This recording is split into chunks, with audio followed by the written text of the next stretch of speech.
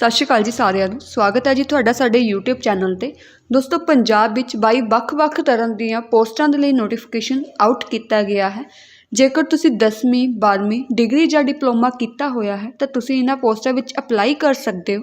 ਕਿਵੇਂ ਤੁਸੀਂ ਅਪਲਾਈ ਕਰਨਾ ਹੈ ਤੇ ਕੌਣ-ਕੌਣ ਅਪਲਾਈ ਕਰ ਸਕਦਾ ਹੈ, ਕਿੰਨੀ ਫੀਸ ਲੱਗੇਗੀ, ਇਸ ਸਭ ਦੀ ਡਿਟੇਲ ਵਿੱਚ ਜਾਣਕਾਰੀ ਤੁਹਾਨੂੰ ਅੱਗੇ ਵੀਡੀਓ ਵਿੱਚ ਮਿਲੇਗੀ। ਪੂਰੀ ਜਾਣਕਾਰੀ ਲੈਣ ਲਈ ਤੁਸੀਂ ਵੀਡੀਓ ਨੂੰ ਲਾਸਟ ਤੱਕ ਜ਼ਰੂਰ ਦੇਖਿਓ। ਦੋਸਤੋ, ਜੇਕਰ ਤੁਸੀਂ ਸਾਡੇ ਚੈਨਲ ਤੇ ਪਹਿਲੀ ਵਾਰ ਵਿਜ਼ਿਟ ਕੀਤਾ ਹੈ ਤਾਂ ਚੈਨਲ ਨੂੰ ਸਬਸਕ੍ਰਾਈਬ ਕਰੋ, ਨਾਲ ਹੀ ਬੈਲ ਆਈਕਨ ਨੂੰ ਹਿੱਟ ਕਰੋ ਤਾਂ ਕਿ ਤੁਹਾਨੂੰ ਸਾਡੀ ਲੇਟੈਸਟ ਵੀਡੀਓਜ਼ ਦੀ ਅਪਡੇਟ ਮਿਲਦੀ ਰਹੇ। ਤਾਂ ਚਲੋ ਦੋਸਤੋ, ਵੀਡੀਓ ਸਟਾਰਟ ਕਰਦੇ ਹਾਂ ਤੇ ਪੋਸਟਾਂ ਬਾਰੇ ਡਿਟੇਲ ਵਿੱਚ ਜਾਣਕਾਰੀ ਹਾਸਲ ਕਰਦੇ ਹਾਂ। ਦੋਸਤੋ, ਪੋਸਟਾਂ ਦੀ ਡਿਟੇਲ ਵਿੱਚ ਜਾਣਕਾਰੀ ਕੁਝ ਇਸ ਪ੍ਰਕਾਰ ਹੈ। ਸਭ ਤੋਂ ਪਹਿਲਾ ਪੋਸਟ ਹੈਗੀ ਹੈ deputy registrar the. Number of vacancies ਦੀ ਗੱਲ ਕਰੀਏ ਤਾਂ ਇੱਕ ਪੋਸਟ ਆਊਟ ਕੀਤੀ ਗਈ ਹੈ ਅਨਰਿਜ਼ਰਵਡ ਕੈਂਡੀਡੇਟ ਦੇ ਲਈ। ਅਗਲੀ ਵੈਕੈਂਸੀ ਹੈਗੀ ਹੈ ਇਨਫੋਰਮੇਸ਼ਨ ਸਾਇੰਟਿਸਟ ਦੀ, ਇੱਕ ਪੋਸਟ ਆਊਟ ਕੀਤੀ ਗਈ ਹੈ। ਫਿਰ ਹੈਗੀ ਸਿਕਿਉਰਿਟੀ ਆਫਿਸਰ ਦੀ, ਇੱਕ ਪੋਸਟ ਆਊਟ ਕੀਤੀ ਗਈ ਹੈ। ਪ੍ਰਾਈਵੇਟ ਸੈਕਟਰੀ ਦੀ 4 ਪੋਸਟ ਆਊਟ ਕੀਤੀਆਂ ਗਈਆਂ ਨੇ, 3 ਅਨਰਿਜ਼ਰਵਡ ਦੇ ਲਈ ਤੇ ਇੱਕ OBC ਕੈਟਾਗਰੀ ਦੇ ਲਈ ਜਿਹੜੀ ਇਹ ਪੋਸਟ ਆਊਟ ਕੀਤੀ ਗਈ ਹੈ। ਅੱਗੇ ਹੈਗੇ ਜੀ ਪ੍ਰਾਈਵੇਟ ਸੈਕਟਰੀ, ਡੈਪੂਟੇਸ਼ਨ ਬੇਸਿਸ 'ਤੇ ਵੀ ਪੋਸਟ ਅਨਾਊਂਸ ਕੀਤੀ ਗਈ ਹੈ, ਇੱਕ ਪੋਸਟ।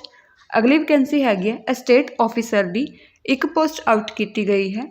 ਅਗਲੀ ਵੈਕੈਂਸੀ ਹੈਗੀ ਹੈ ਜੀ ਸੈਕਸ਼ਨ ਆਫਿਸਰ ਦੀ, ਇੱਕ ਪੋਸਟ ਆਊਟ ਕੀਤੀ ਗਈ ਹੈ। ਕੈਟਾਗਰੀ ਵਾਈਜ਼ ਪੋਸਟਾਂ ਦੀ ਡਿਟੇਲ ਦਿੱਤੀ ਗਈ ਹੈ, ਤੁਸੀਂ ਦੇਖ ਸਕਦੇ ਹੋ। ਅਗਲੀ ਪੋਸਟ ਹੈਗੀ ਹੈ ਜੀ ਨਰਸਿੰਗ ਆਫਿਸਰ ਦੀ, ਇੱਕ ਪੋਸਟ ਆਊਟ ਕੀਤੀ ਗਈ ਹੈ।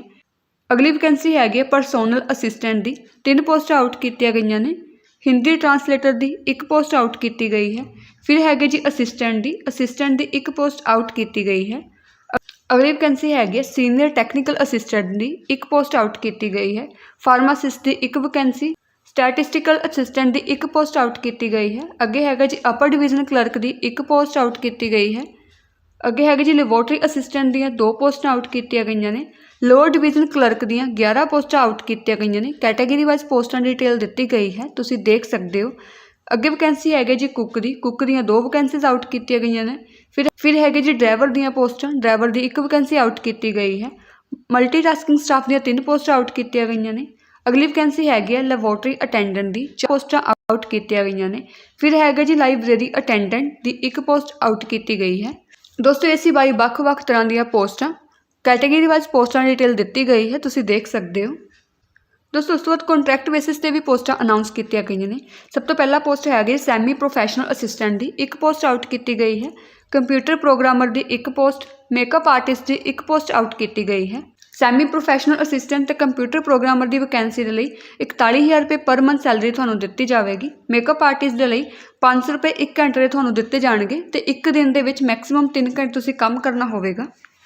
ਜਿਹੜੀ ਮੇਕਅਪ ਆਰਟਿਸਟ ਦੀ ਵੈਕੈਂਸੀ ਹੈ ਪਾਰਟ ਟਾਈਮ ਬੇਸਿਸ 'ਤੇ ਅਨਾਊਂਸ ਕੀਤੀ ਗਈ ਹੈ। ਕੁਆਲੀਫਿਕੇਸ਼ਨ ਦੀ ਜਾਣਕਾਰੀ ਕੁਝ ਇਸ ਪ੍ਰਕਾਰ ਹੈ। ਸਭ ਤੋਂ ਪਹਿਲਾਂ ਵੈਕੈਂਸੀ ਹੈਗੀ ਹੈ ਜੀ ਡਿਪਟੀ ਰਜਿਸਟਰਾਰ ਦੀ।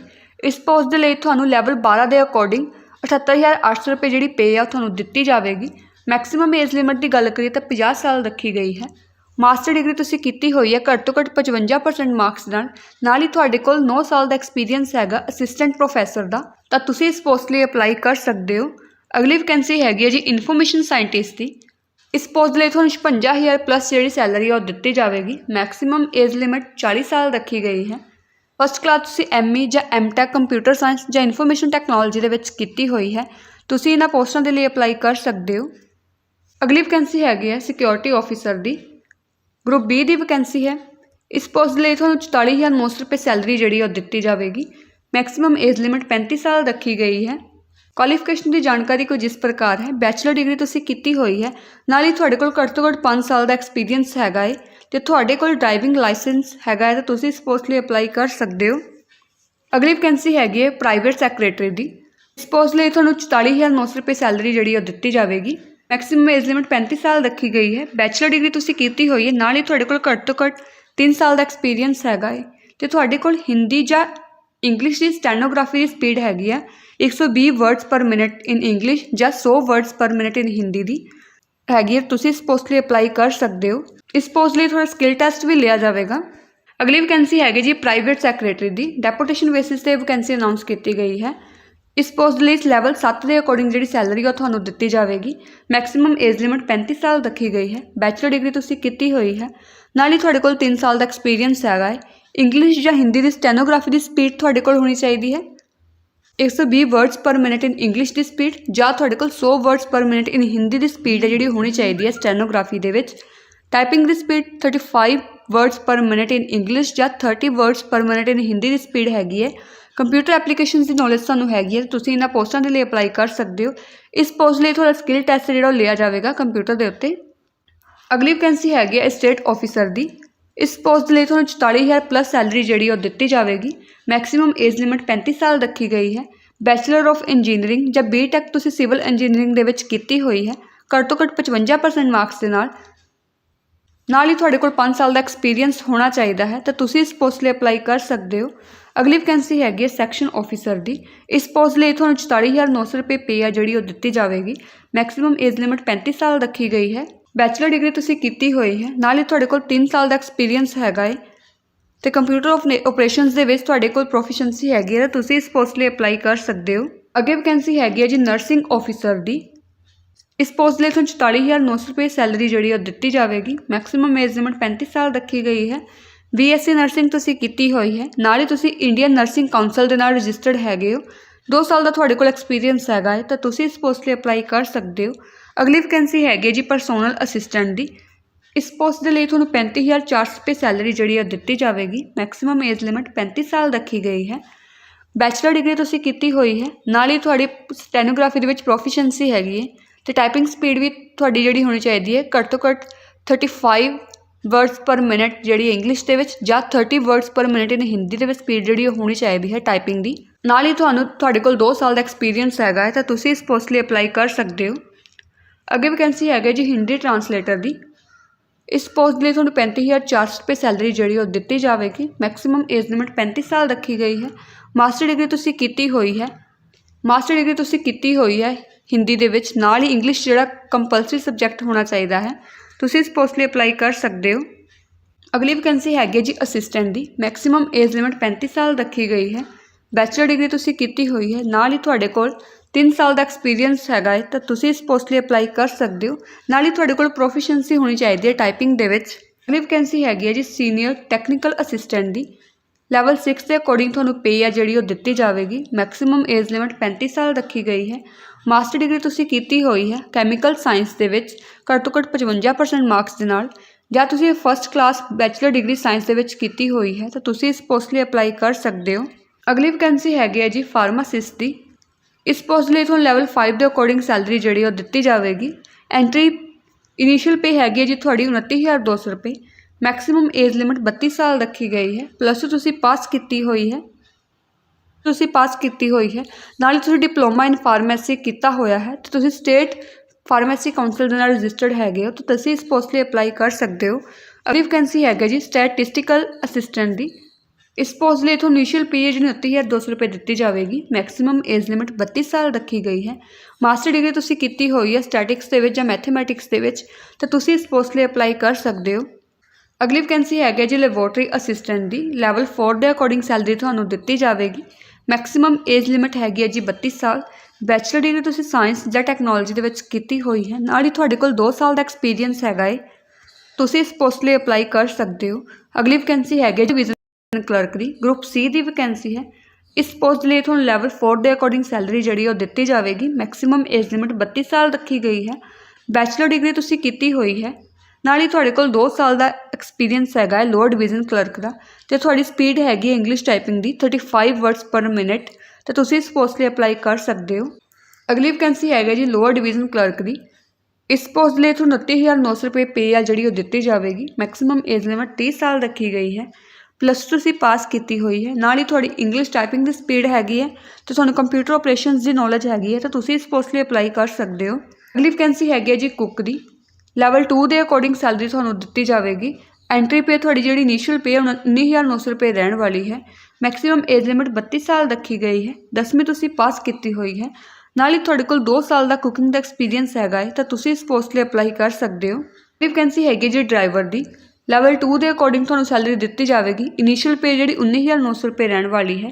ਮੈਕਸਿਮਮ ਏਜ ਲਿਮਿਟ 35 ਸਾਲ ਰੱਖੀ ਗਈ ਹੈ। 10ਵੀਂ ਤੁਸੀਂ ਪਾਸ ਕੀਤੀ ਹੋਈ ਹੈ, ਨਾਲ ਹੀ ਤੁਹਾਡੇ ਕੋਲ ਵੈਲਿਡ ਡਰਾਈਵਿੰਗ ਲਾਇਸੈਂਸ ਹੈਗਾ ਹੈ। ਤੁਹਾਡੇ ਕੋਲ 3 ਸਾਲ ਦਾ ਐਕਸਪੀਰੀਅੰਸ ਹੋਣਾ ਚਾਹੀਦਾ ਹੈ ਤਾਂ ਤੁਸੀਂ ਇਸ ਪੋਸਟ ਲਈ ਅਪਲਾਈ ਕਰ ਸਕਦੇ ਹੋ। ਅਗਲੀ ਵੈਕੈਂਸੀ ਹੈਗੀ ਹੈ ਜੀ ਮਲਟੀਟਾਸਕਿੰਗ ਸਟਾਫ ਦੀ। एंट्री पे हैगी जी 18,000 रुपये सैलरी ਤੁਹਾਨੂੰ ਦਿੱਤੀ ਜਾਵੇਗੀ। ਮੈਕਸਿਮਮ ਏਜ ਲਿਮਟ 30 ਸਾਲ ਰੱਖੀ ਗਈ ਹੈ। 10ਵੀਂ ਤੁਸੀਂ ਪਾਸ ਕੀਤੀ ਹੋਈ ਹੈ ਜਾਂ ਤੁਸੀਂ ITI ਪਾਸ ਕੀਤੀ ਹੋਈ ਹੈ ਤਾਂ ਤੁਸੀਂ ਇਸ ਪੋਸਟ ਲਈ ਅਪਲਾਈ ਕਰ ਸਕਦੇ ਹੋ। ਵੈਕੈਂਸੀ ਹੈਗੀ ਜੀ ਲੈਬੋਰਟਰੀ ਅਟੈਂਡੈਂਟ ਦੀ। ਇਨੀਸ਼ੀਅਲ ਪੇ ਹੈਗੀ ਜੀ 18,000 रुपये ਤੁਹਾਨੂੰ ਇਨੀਸ਼ੀਅਲ ਪੇ ਦਿੱਤੀ ਜਾਵੇਗੀ। ਮੈਕਸਿਮਮ ਏਜ ਲਿਮਟ 30 ਸਾਲ ਰੱਖੀ ਗਈ ਹੈ। ਪਲੱਸ ਤੁਸੀਂ ਪਾਸ ਕੀਤੀ ਹੋਈ ਹੈ ਸਾਇੰਸ ਸਟਰੀਮ ਦੇ ਵਿੱਚ ਤਾਂ ਤੁਸੀਂ ਇਸ ਪੋਸਟ ਲਈ ਅਪਲਾਈ ਕਰ ਸਕਦੇ ਹੋ। ਵੈਕੈਂਸੀ ਹੈਗੀ ਜੀ ਲਾਇਬ੍ਰੇਰੀ ਅਟੈਂਡੈਂਟ ਦੀ। ਇਨੀਸ਼ੀਅਲ ਪੇ ਰੇਟ 18,000 रुपये ਰਹਿਣ ਵਾਲੀ ਹੈ। ਮੈਕਸਿਮਮ ਏਜ ਲਿਮਟ 30 ਸਾਲ ਰੱਖੀ ਗਈ ਹੈ। ਪਲੱਸ ਤੁਸੀਂ ਪਾਸ ਕੀਤੀ ਹੋਈ ਹੈ, ਨਾਲ ਹੀ ਤੁਸੀਂ ਸਰਟੀਫਿਕੇਟ ਕੋਰਸ ਕੀਤਾ ਹੋਇਆ ਹੈ ਲਾਇਬ੍ਰੇਰੀ ਸਾਇੰਸ ਦੇ ਵਿੱਚ ਅਤੇ 1 ਸਾਲ ਦਾ ਤੁਹਾਡੇ ਕੋਲ ਐਕਸਪੀਰੀਅੰਸ ਹੈਗਾ ਹੈ ਤਾਂ ਤੁਸੀਂ ਇਸ ਪੋਸਟ ਲਈ ਅਪਲਾਈ ਕਰ ਸਕਦੇ ਹੋ। ਉਸ ਤੋਂ ਬਾਅਦ ਜਿਹੜੇ ਕੰਟਰੈਕਟ ਬੇਸਿਸ 'ਤੇ ਪੋਸਟਾਂ ਅਨਾਊਂਸ ਕੀਤੀਆਂ ਗਈਆਂ ਨੇ ਉਹਨਾਂ ਦੀ ਕੁਆਲੀਫਿਕੇਸ਼ਨ ਦੀ ਜਾਣਕਾਰੀ ਕੁਝ ਇਸ ਪ੍ਰਕਾਰ ਹੈ। ਸਭ ਤੋਂ ਪਹਿਲਾਂ ਪੋਸਟ ਹੈਗੀ ਜੀ ਸੈਮੀ ਪ੍ਰੋਫੈਸ਼ਨਲ ਅਸਿਸਟੈਂਟ ਦੀ। ਇਸ ਪੋਸਟ ਲਈ ਤੁਹਾਨੂੰ 41,000 रुपये ਪਰ ਮੰਥ ਸੈਲਰੀ ਜਿਹੜੀ ਉਹ ਦਿੱਤੀ ਜਾਵੇਗੀ। ਮੈਕਸਿਮਮ ਏਜ ਲਿਮਟ 32 ਸਾਲ ਰੱਖੀ ਗਈ ਹੈ। ਮਾਸਟਰ ਡਿਗਰੀ ਤੁਸੀਂ ਲਾਇਬ੍ਰੇਰੀ ਸਾਇੰਸ ਅਤੇ ਇਨਫੋਰਮੇਸ਼ਨ ਸਾਇੰਸ ਦੇ ਵਿੱਚ ਕੀਤੀ ਹੋਈ ਹੈ ਤਾਂ ਤੁਸੀਂ ਇਸ ਪੋਸਟ ਲਈ ਅਪਲਾਈ ਕਰ ਸਕਦੇ ਹੋ। ਅਗਲੀ ਵੈਕੈਂਸੀ ਹੈਗੀ ਜੀ ਕੰਪਿਊਟਰ ਪ੍ਰੋਗਰਾਮਰ ਦੀ। 41,000 रुपये ਸੈਲਰੀ ਤੁਹਾਨੂੰ ਦਿੱਤੀ ਜਾਵੇਗੀ। ਮੈਕਸਿਮਮ ਏਜ ਲਿਮਟ 40 ਸਾਲ ਰੱਖੀ ਗਈ ਹੈ। ਬੈਚਲਰ ਆਫ ਇੰਜੀਨੀਅਰਿੰਗ ਜਾਂ BTech ਤੁਸੀਂ ਕੀਤੀ ਹੋਈ ਹੈ ਤਾਂ ਤੁਸੀਂ ਇਸ ਪੋਸਟ 'ਤੇ ਅਪਲਾਈ ਕਰ ਸਕਦੇ ਹੋ। ਨਾਲ ਹੀ ਤੁਹਾਡੇ ਕੋਲ ਸਕਿੱਲਸ ਵੀ ਜਿਹੜੀਆਂ ਹੋਣੀਆਂ ਚਾਹੀਦੀਆਂ ਨੇ। ਅਗਲੀ ਵੈਕੈਂਸੀ ਹੈਗੀ ਜੀ ਮੇਕਅਪ ਆਰਟਿਸਟ ਦੀ। ਪਾਰਟ ਟਾਈਮ ਬੇਸਿਸ 'ਤੇ ਪੋਸਟ ਅਨਾਊਂਸ ਕੀਤੀ ਗਈ ਹੈ। ਗ੍ਰੈਜੂਏਸ਼ਨ ਤੁਸੀਂ ਪਾਸ ਕੀਤੀ ਹੋਈ ਹੈ ਜਾਂ ਤੁਸੀਂ +2 ਪਾਸ ਕੀਤੀ ਹੋਈ ਹੈ, ਨਾਲ ਤੁਸੀਂ ਡਿਪਲੋਮਾ ਕੀਤਾ ਹੋਇਆ ਹੈ ਮੇਕਅਪ ਦੇ ਵਿੱਚ ਤਾਂ ਤੁਸੀਂ ਇਸ ਪੋਸਟ ਲਈ ਅਪਲਾਈ ਕਰ ਸਕਦੇ ਹੋ। ਦੋਸਤੋ ਇਹ ਸੀ ਵੱਖ-ਵੱਖ ਤਰ੍ਹਾਂ ਦੀਆਂ ਪੋਸਟਾਂ ਦੀ ਕੁਆਲੀਫਿਕੇਸ਼ਨ ਦੀ ਜਾਣਕਾਰੀ। ਦੋਸਤੋ ਨੋਟੀਫਿਕੇਸ਼ਨ ਆਊਟ ਕੀਤਾ ਗਿਆ ਹੈ ਸੈਂਟਰਲ ਯੂਨੀਵਰਸਿਟੀ ਆਫ ਪੰਜਾਬ ਵੱਲੋਂ ਨੋਟੀਫਿਕੇਸ਼ਨ ਆਊਟ ਕੀਤਾ ਗਿਆ ਹੈ। ਇਹਨਾਂ ਪੋਸਟਾਂ ਦੇ ਲਈ ਤੁਸੀਂ ਔਨਲਾਈਨ ਅਪਲਾਈ ਕਰਨਾ ਹੈ। ਔਨਲਾਈਨ ਅਪਲਾਈ ਕਰਨ ਦੇ ਲਈ ਲਿੰਕ ਦਿੱਤਾ ਗਿਆ ਹੈ। ਇਸ ਲਿੰਕ 'ਤੇ ਜਾ ਕੇ ਤੁਸੀਂ ਔਨਲਾਈਨ ਅਪਲਾਈ ਕਰ ਸਕਦੇ ਹੋ। ਇਹਨਾਂ ਪੋਸਟਾਂ ਵਿੱਚ ਔਨਲਾਈਨ ਅਪਲਾਈ ਕਰਨ ਦੀ ਲਾਸਟ ਡੇਟ ਹੈਗੀ ਹੈ 16 ਨਵੰਬਰ 2023 ਸ਼ਾਮ 5 ਵਜੇ ਤੱਕ ਤੁਸੀਂ ਅਪਲਾਈ ਕਰ ਸਕਦੇ ਹੋ। ਇਹਨਾਂ ਪੋਸਟਾਂ ਵਿੱਚ ਅਪਲਾਈ ਕਰਨ ਦੇ ਲਈ 600 रुपये ਐਪਲੀਕੇਸ਼ਨ ਫੀਸ ਰੱਖੀ ਗਈ ਹੈ। ਫੀਸ ਵੀ ਜਿਹੜੀ ਤੁਸੀਂ ਔਨਲਾਈਨ ਪੇ ਕਰਨੀ ਹੈ। ਹੋਰ ਕੋਈ ਮੋਡ ਜਿਹੜਾ ਐਪਲੀਕੇਸ਼ਨ ਫੀਸ ਦੇ ਲਈ ਉਹ ਐਕਸੈਪਟ ਨਹੀਂ ਕੀਤਾ ਜਾਵੇਗਾ। SC ST PWD ਅਤੇ ਵੂਮਨ ਕੈਂਡੀਡੇਟਸ ਲਈ ਫੀਸ ਜਿਹੜੀ ਕੋਈ ਵੀ ਫੀਸ ਨਹੀਂ ਰੱਖੀ ਗਈ। ਜੇਕਰ ਕਿਸੇ ਕੈਂਡੀਡੇਟ ਨੇ 1 ਤੋਂ ਜ਼ਿਆਦਾ ਪੋਸਟਾਂ ਵਿੱਚ ਅਪਲਾਈ ਕਰਨਾ ਹੈ ਤਾਂ ਉਹਨਾਂ ਨੇ ਆਪਣਾ ਐਪਲੀਕੇਸ਼ਨ ਫਾਰਮ ਜਿਹੜਾ ਸੈਪਰੇਟਲੀ ਫਿਲ ਕਰਨਾ ਹੈ ਹਰੇਕ ਪੋਸਟ ਦੇ ਲਈ। ਐਪਲੀਕੇਸ਼ਨਸ ਜਿਹੜੀਆਂ ਨੇ ਔਨਲਾਈਨ ਹੀ ਅਸੈਪਟ ਕੀਤੀਆਂ ਜਾਣਗੀਆਂ। ਹੋਰ ਕੋਈ ਮੋਡ ਜਿਹੜਾ ਔਨਲਾਈਨ ਐਪਲੀਕੇਸ਼ਨ ਤੋਂ ਇਲਾਵਾ ਉਹ ਰਿਜੈਕਟ ਮੰਨਿਆ ਜਾਵੇਗਾ। ਜਨਰਲ ਇਨਕੁਆਇਰੀਜ਼ ਦੇ ਲਈ ਈਮੇਲ ਦਿੱਤੀ ਗਈ ਹੈ, ਤੁਸੀਂ ਇਸ ਈਮੇਲ 'ਤੇ ਕੰਟੈਕਟ ਕਰ ਸਕਦੇ ਹੋ।